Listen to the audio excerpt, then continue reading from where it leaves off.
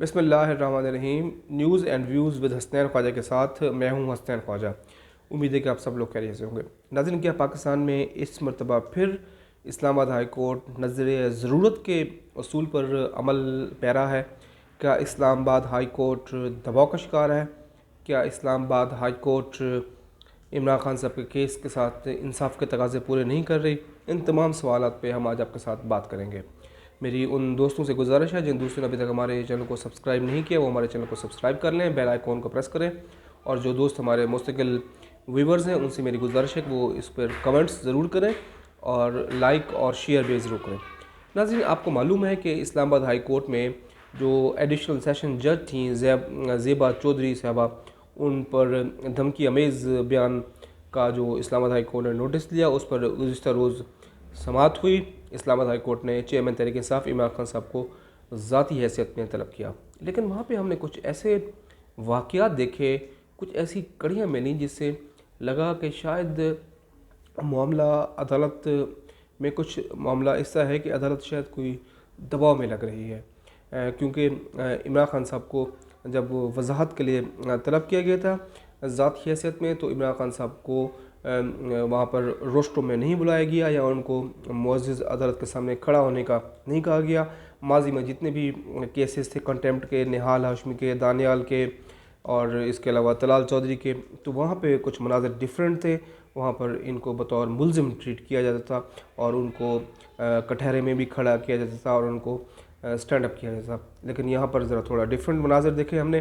خان صاحب کو پروٹوکول ملا، عدالت کے اندر پروٹوکول ملا، خان صاحب چیئر پر بیٹھ کر تصویر پڑھتے رہے اور زیر لب مسکراتے رہے۔ تو یہ برحال ایک ایسا سوال ہے جس پر انصاف کے تقاضے پورے کرنے کی اشد ضرورت ہے، دوہرا معیار نہیں ہونا چاہیے۔ ناظرین، جیسا کہ آپ جانتے ہیں کہ جو گزشتہ روز سماعت ہوئی اس میں 5 لارجر بینچ تھا، 5 رکنی معزز جج صاحبان کا، لیکن وہاں پر جو زیادہ سٹیٹمنٹس تھی وہ محترم چیف جسٹس اطہر معین اللہ کی طرف سے ریمارکس آئے۔ دیگر ججز، خاص طور پہ جسٹس گل حسن زیب کا ایک وہ بھی تھوڑا بولتے، لیکن باقی تینوں جو ججز تھے وہ بالکل ہی خاموش رہے، وہ کچھ نہیں بولے۔ اس کی کیا وجہ ہو سکتی ہے؟ اس کی وجہ یہی ہو سکتی ہے کہ شاید معزز چیف جسٹس اطہر معین اللہ اس بینچ کی سربراہی کر رہے تھے، تو شاید دیگر ججز نے بولنا مناسب نہیں سمجھا، لیکن بہرحال ان کا بھی سوال جواب کرنا بہت ضروری ہے۔ عدالت نے سٹارٹ میں صرف ایک مرتبہ عمران خان صاحب کے اس جواب کا جو خان صاحب نے جمع کرایا تھا تحریری، جس میں انہوں نے پیشکش کی تھی کہ عدالت اگر کہے تو وہ اپنا بیان واپس لینے کے لیے تیار ہیں، یعنی معافی نہیں مانگیں گے۔ عدالت نے اس بیان جو تحریری جواب تھا اس پر صرف ایک مرتبہ سٹارٹ میں کہا جی ہمیں بڑا آپ کا افسوس ہوا۔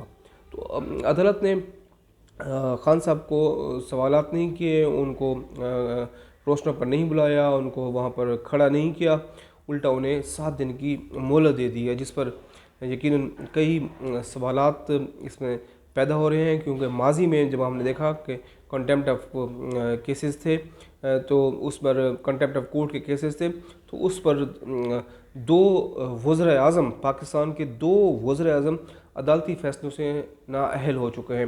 نواز شریف صاحب کا معاملہ آپ کو یاد ہے، سعید یوسف زگلانی والا معاملہ بھی آپ کو یاد ہے، جب سوئس لیٹر والا انہوں نے انکار کیا تھا تو وہ انہیں عدالت نے بطور وزیر اعظم عہدے سے ہٹا دیا، لیکن عمران خان صاحب سابق وزیر اعظم ہیں۔ عدالت خود اپنے ریمارکس میں دباؤ میں نظر آئی، الٹا وہ عمران خان صاحب کی شخصیت سے بہت مروب نظر آ رہے تھے، اور وہ کہہ رہے تھے کہ خان صاحب جیسے پاپولر لیڈر کو سے ہمیں ایسے بیان کی توقع نہیں تھی۔ اب وہ بجائے معافی کے لیے کہتے ہیں، انہوں نے کہا جی آپ 7 دن بعد دوبارہ بیان جمع کریں، تحریری بیان جمع کریں اور سوچ سمجھ کر بیان کریں۔ تو اس سے کیا مطلب ہے؟ اس کا مطلب یہی ہے کہ کیا جو پہلے انہوں نے بیان جمع کرایا وہ سوچ سمجھ کے نہیں تھا؟ بہرحال یہ چند ایسے سوالات ہیں جس پر فیصلہ عوام نے کرنا ہے۔ ہم نے آپ کو جو وہاں پر ہم نے آبزرو کیا، جو ہم نے مختلف چیزیں دیکھیں، جو ہم نے اسمیل کیا، وہ آپ تک ہم نے اس کا تجزیہ پہنچا دیا ہے، کیونکہ اگر معیار صرف یہی رکھنی ہے نا کہ شہرت ہے، بہت زیادہ پاپولیرٹی ہے، تو پھر انصاف کے تقاضے پورے نہیں ہو سکتے۔ پھر تو علاقے کا جو سب سے بڑا ڈاکو ہوگا وہ بھی کہے گا میں بھی اپنی کمیونٹی میں بہت مشہور ہوں، تو آپ مجھے کسی قسم کی قانونی کارروائی نہ کریں۔ نہیں، جب دیکھیں انصاف کا ترازو تو پھر برابر ہونا چاہیے۔ جو سٹنگ وزیر اعظم تھے ان کے ساتھ عدالت کا کچھ اور رویہ تھا. اب ایک سابق وزیر اعظم, اس کو وہ امپریشن ابھی تک موجود ہے کہ لاڈلا پلس جیسا امپریشن خان صاحب کے لیے آ رہا ہے. اس پر الٹا ان کی جو فواد چودھری یا دیگر جو ہارڈ کور ان کے ہیں, وہ براہ راست عدالت کو میسج دے رہے ہیں کہ ہم آپ کا فیصلہ نہیں مانیں گے کسی بھی قیمت پر.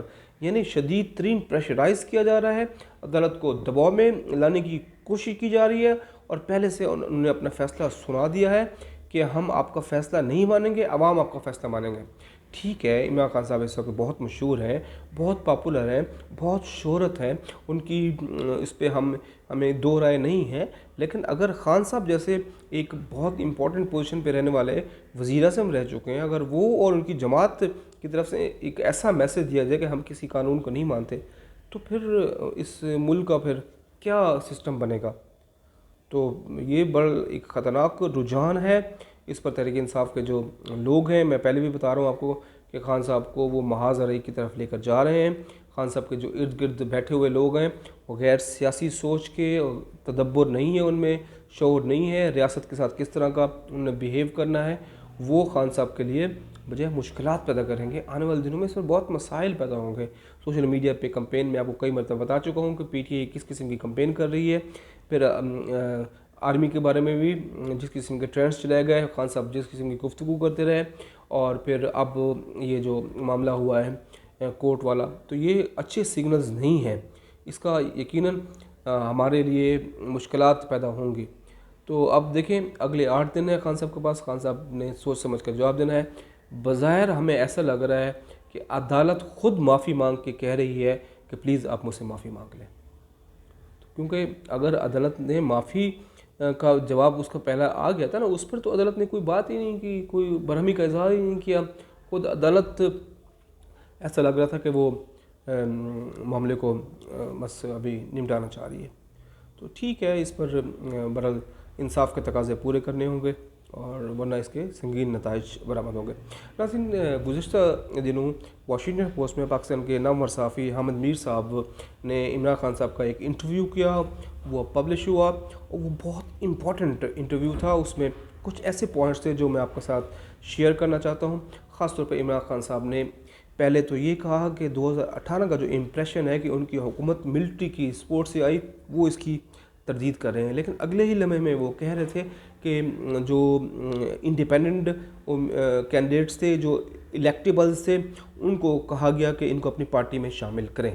یعنی ایک بات سے دوسری بات ان کی کانٹرڈکٹ کر رہی تھی. دوسرا, خان صاحب یہ کہہ رہے تھے کہ ان کی حکومت بہت ویک تھی, انہیں کام کرنے کا موقع نہیں دیا گیا. اور خان صاحب نے کہا کہ کسی بھی قسم کی جو بھی لیگل معاملات میں سپورٹ ہوتی تھی تو ایجنسیز ان کا ساتھ دیتی تھیں, اور انہیں قانون سازی میں اور دیگر معاملات میں ان کی حمایت کی جاتی تھی.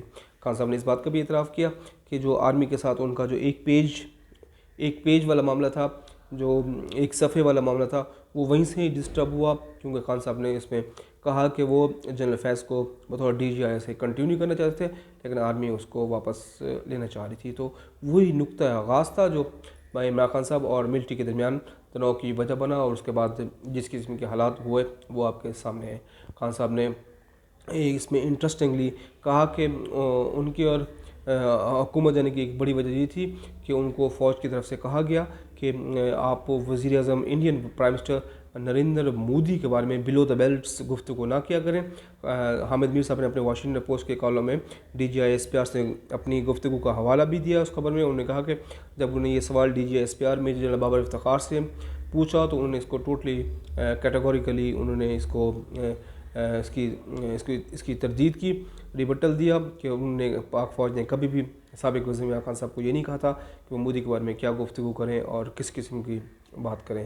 تو بہرحال یہ اس میں ہے. اور حامد میر صاحب اپنے اس واشنگٹن پوسٹ کے کالم میں یہ بتاتے ہیں کہ انٹرسٹنگلی اس ساری گفتگو کے درمیان ہمیں کہیں پہ بھی امریکہ کی سازش کا ذکر نظر نہیں آیا کہ امریکہ نے سازش کر کے ان کی حکومت گرے, کیونکہ خان صاحب کی پوری اس کمپین کا جو ایک بڑا ستون تھا, وہ جو میجر ستون تھا, وہ یہی تھا کہ امریکن کانسپیریسی کی گئی, اور خان صاحب نے اس کو پبلکلی بھی بتایا اور خط کی بات کی, اور جس قسم کی کمپین ہوئی، پھر NSC کے 2 میٹنگز ہوئی، سارا آپ کو رپیٹ کرنے کی ضرورت نہیں ہے۔ تو بہرحال خان صاحب نے اپنی اس واشنگٹن پوسٹ کے انٹرویو میں اہم باتیں کی جو حامد میر صاحب نے اپنے کالم میں پہنچائیں۔ تو اب یہ ستمبر کا مہینہ میں مسلسل کہہ رہا ہوں کہ بہت امپورٹنٹ ہے۔ خان صاحب کو 8 دن کی مہلت ہے، دوبارہ اسلام آباد ہائی کورٹ انہوں نے جانا ہے، الیکشن کمیشن میں بھی ان کی پیشی ہے۔ تو آنے والے دن پاکستان کی سیاست پر یقیناً ایک امپورٹنٹ اثرات ڈالیں گے۔ IMF کے حوالے سے میں آپ کو بتاؤں کہ پاکستان میں IMF کی ڈیل کامیاب ہونے کے بعد IMF نے پاکستان کو انسٹالمنٹ پہلی اسٹیٹ بینک کے اکاؤنٹس میں آ گئی ہے۔ اب یقیناً پاکستان میں ایک معاشی استحکام کی توقع ہے، لیکن پیٹرول کی قیمتیں بڑھائی گئی ہیں۔ رات کو خبر آئی تھی کہ پیٹرول کی قیمتوں میں اضافہ ہوا ہے، بل اب حکومت کو چاہیے کہ جو ایک مشکل مرحلہ تھا اقتصادی لحاظ سے وہ اب کلیئر ہوا، وہ عبور ہوا۔ حکومت انپاپولر ڈیسیژنز کرتی رہی، اب IMF کے پیسے پاکستان کے پاس آ گئے ہیں، اب اس کا بہترین استعمال کیا جائے اور عام آدمی تک ریلیف دیا جائے، خاص طور پہ جو بنیادی اشیاء ضروریات ہیں۔ ابھی سیلاب کے دوران بھی ہم آپ کو بتا چکے ہیں کہ جو کمیونٹیز ہیں اس کی قلت ہوئی ہے، اس میں اگر ہمیں انڈیا سے تجارت بھی کرنی پڑے تو کوئی اس پر سیاست نہیں کی جانی چاہیے، کیونکہ اس وقت یہ وقت کی ضرورت ہے۔ امید ہے کہ آپ کو ہمارا یہ ویلاگ پسند آیا ہوگا۔ جن دوستوں نے ابھی تک ہمارے چینل کو سبسکرائب نہیں کیا ان سے میری گزارش ہے کہ وہ میرے چینل کو سبسکرائب کریں، لائک کریں، کمنٹ کریں، شیئر کریں۔ آج کے لیے اتنا ہی۔ اپنا، اپنے دوستوں کا، رشتہ داروں کا، فیملی کا، سب کا بہت خیال رکھیں۔ تب تک کے لیے اللہ حافظ۔